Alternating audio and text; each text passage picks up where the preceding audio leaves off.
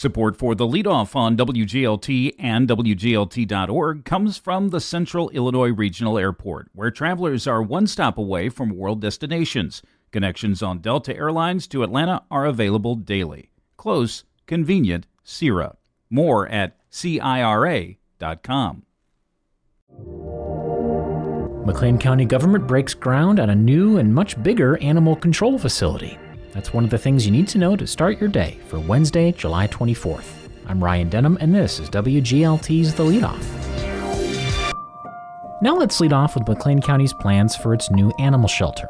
Here's WGLT student reporter Colleen Holden. The McLean County Animal Control's new home for its close to 100 cats, dogs, and other pets is being built in rural Shirley, south of Bloomington. It will replace the current county's animal shelter that's over 30 years old. County Board Chair Catherine Metzger spoke at the groundbreaking. What a gorgeous place to be if you are in a stressful situation, to come out here, and those animals will be loved and cared for by our amazing staff.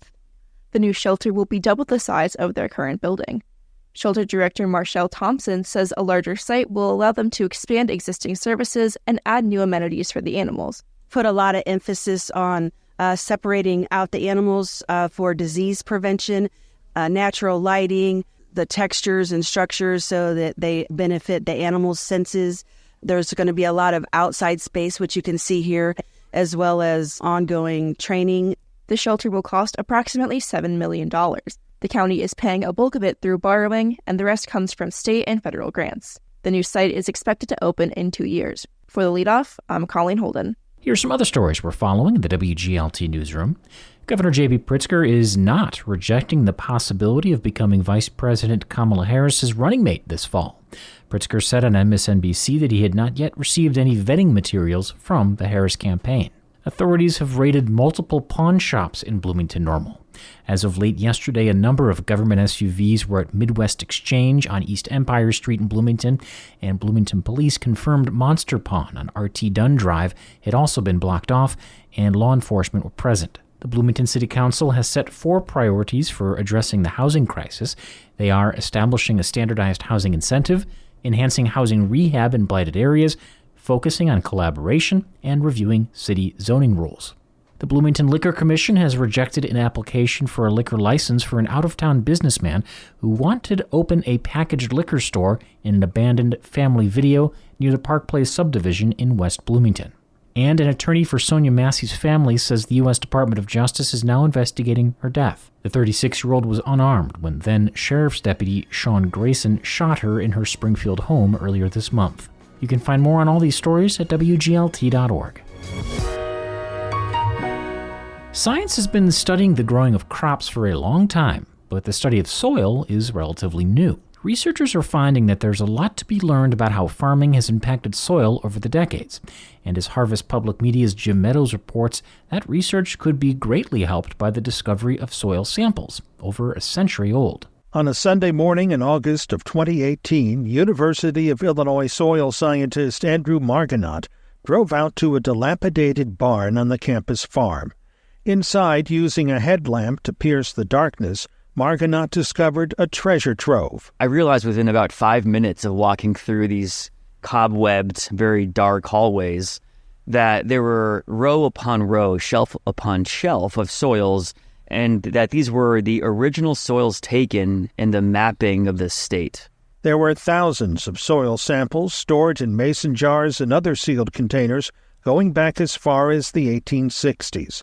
The soil, taken from nearly every Illinois county, mostly in the early 1900s, was used to map soil types and help farmers determine growing conditions. The collection was orphaned in 2003 after the death of the last researcher to work with it. Professor Margonaut says his rediscovery sent his mind reeling with the research possibilities. I didn't sleep for about 2 nights because I was so excited by all the things that we could answer. Margonaut is contacting farmers and landowners so he can take new soil samples in the same locations. He wants to study how the soil has changed over more than a century to learn about long-term changes in nutrients, microbial activity, and soil stability. That's a rare opportunity. U.S. Department of Agriculture soil scientist Mark Liebig says the soil samples in most soil archives are less than 40 years old. The average human lifespan now is right around 73 years.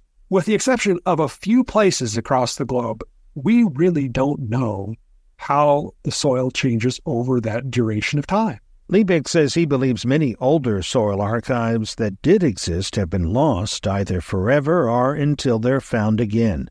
At Penn State University, another collection showed up in a storage closet 4 years ago. The samples date from 1915 and 1933 from a now-demolished test plot on campus. Rita Grafe with Penn State's Pasto Agricultural Museum says nowadays they can analyze the soils in new ways, even reviving the soil's dormant microbes. But we need to preserve these collections because in the future, there might be technologies that let us further understand what was happening in the soil then so that we can make decisions going forward. We also have the Morrow plot samples going back to 1904 up here as well. Okay. So it's a... At the University of Illinois today, thousands of jars of soil line shelves in a much newer barn. Markinot picks one up. And this one, for example, this is a good example of a jar where the label is not in great shape, as you can see. But a little paper inside the jar gives more information. Markinot is using all that data to reach out to landowners and ask permission to take new soil samples at more than 450 specific locations. So far, he's gotten around 60. One of those new samples comes from John Kiefner's farm southwest of Chicago. I see it as an avenue for me to maybe get more educated and become a little smarter. I'm really curious to see how this soil has changed from 1957 to 2024. Kiefner adopted no-till farming more than 3 decades ago. He hopes to learn that he's actually improved his soil, or at least not harmed it. For Harvest Public Media, I'm Jim Meadows.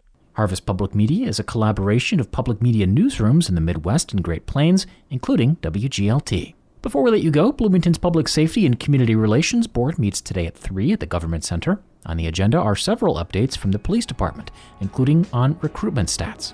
And that's it for today. I'm Ryan Denham. The show is produced by Rosalie Truback. You can subscribe to The Leadoff on the NPR app or wherever you get your podcasts.